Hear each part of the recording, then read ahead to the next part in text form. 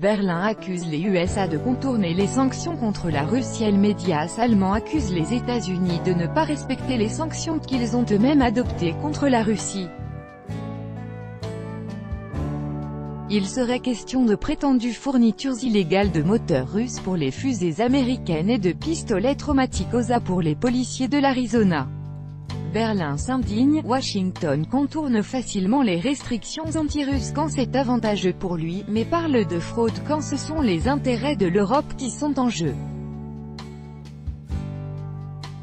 Pourquoi les Américains, s'ils n'enfreignent pas la loi, agissent tout de même de manière malhonnête? L'espace au-delà des sanctions. La compagnie Energomash, implantée dans la région de Moscou, fournit aux États-Unis des moteurs de fusée depuis un quart de siècle. Actuellement, les Américains achètent ces moteurs RD-180 et RD-180. Le premier est destiné aux fusées Atlas V chargées des lancements militaires, scientifiques et commerciaux, construites par la co-entreprise United Launch Alliance appartenant aux compagnies Boeing et Lockheed Martin. Le second équipe les fusées Antares construites par la compagnie aérospatiale Orbital ATK et utilisées essentiellement pour les lancements du vaisseau spatial Cygnus. Depuis 2008, ce dernier livre des chargements à la Station spatiale internationale, ISS. Bien que les moteurs russes soient également utilisés pour des lancements militaires, comme dans le cas d'Atlas V, les fournitures se déroulent dans le cadre de la coopération bilatérale dans le secteur spatial depuis près de 30 ans. Les sanctions anti-russes interdisaient théoriquement la coopération des USA avec Energomash. Mais étant donné que les Américains n'ont pas encore élaboré leur propre moteur pour ces fusées, l'interdiction a été levée. 20 RD-180 ont été commandés l'an dernier, et encore 6 fin juillet 2018. En septembre, Orbital ATK a passé une commande de 4 RD-180. Les livraisons sont prévues pour 2021. Ce sont justement ces transactions qui ont provoqué la colère de l'Allemagne. La Maison-Blanche fait pression sur l'Europe en exigeant le respect des sanctions.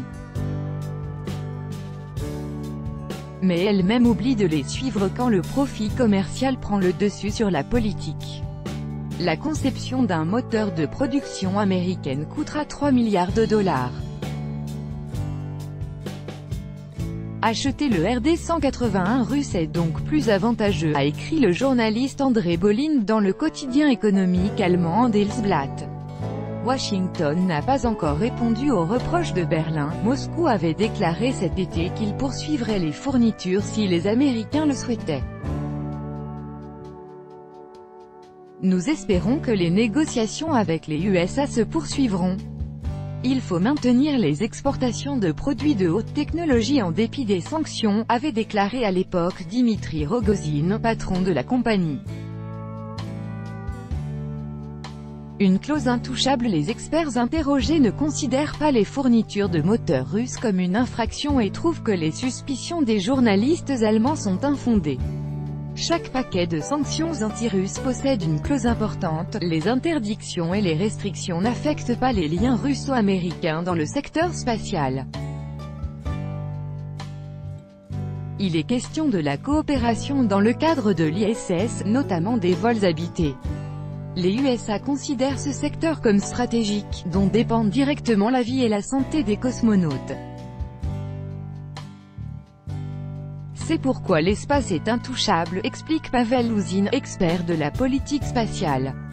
Il y a 2 ans, Orbital ATK avait signé des contrats avec la NASA pour la fourniture de fret sur l'ISS.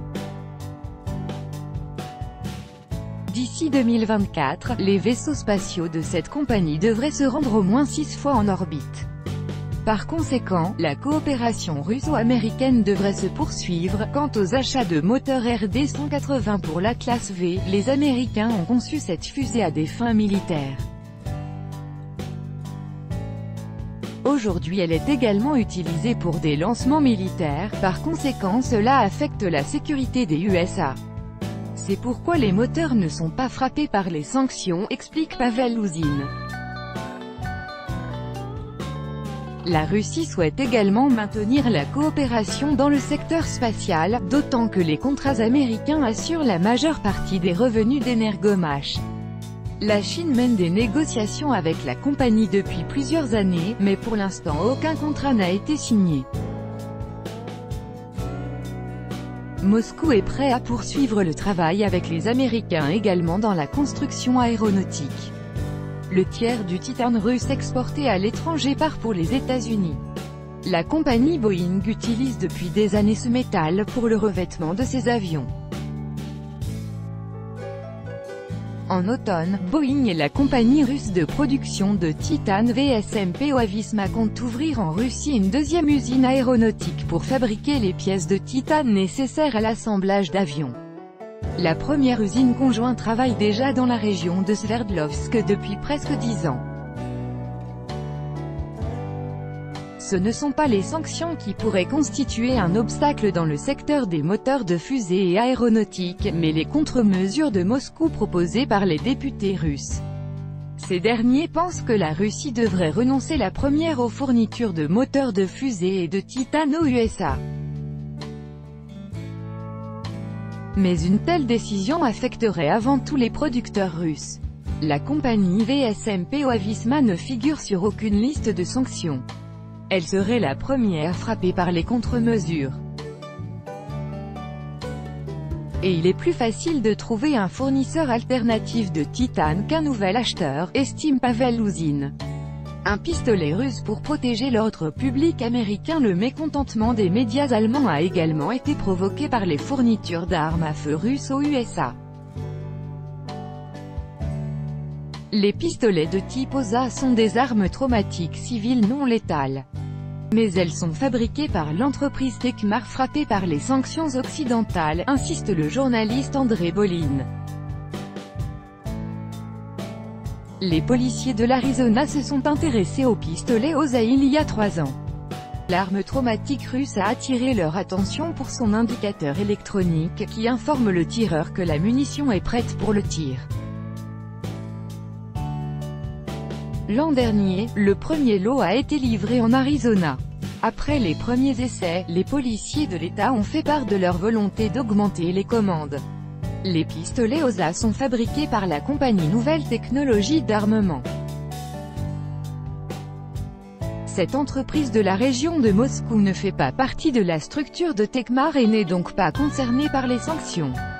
Mais la compagnie est dirigée par Gennady Bediev, développeur d'OSA, qui a conçu ce pistolet traumatique pendant son travail au centre de recherche de chimie appliquée rattaché à Tekmar. Et c'est Tekmar qui vend OSA en son nom, précise Pavel Ouzine. Ivan Timofeev, directeur de programme du Conseil russe des affaires internationales, explique que la loi sur la lutte contre les ennemis de l'Amérique par les sanctions, CAATSA, contient une clause particulière. Formellement, les transactions dans le secteur de la défense sont interdites, mais la loi prévoit des exceptions, qui seront déterminées au cas par cas. Les experts s'entendent à dire que les USA n'ont pas enfreint les sanctions anti-russes. Les sanctions sont dures, mais il y existe toujours une certaine marge de manœuvre. Le texte est toujours scrupuleusement rédigé. Le lecteur prête attention à quelques points du document, mais le reste décrit son application dans le détail, poursuit Pavel Ouzine. Droit international versus sanctions américaines. Dans toute cette histoire, les experts attirent l'attention sur le reproche principal de l'Allemagne. Les Américains exigent de l'Europe d'appliquer les sanctions.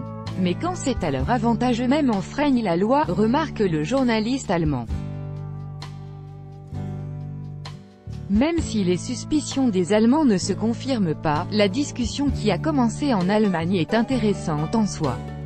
À travers l'histoire des moteurs de fusée, les médias allemands ont soulevé le thème des relations difficiles entre Berlin et Washington.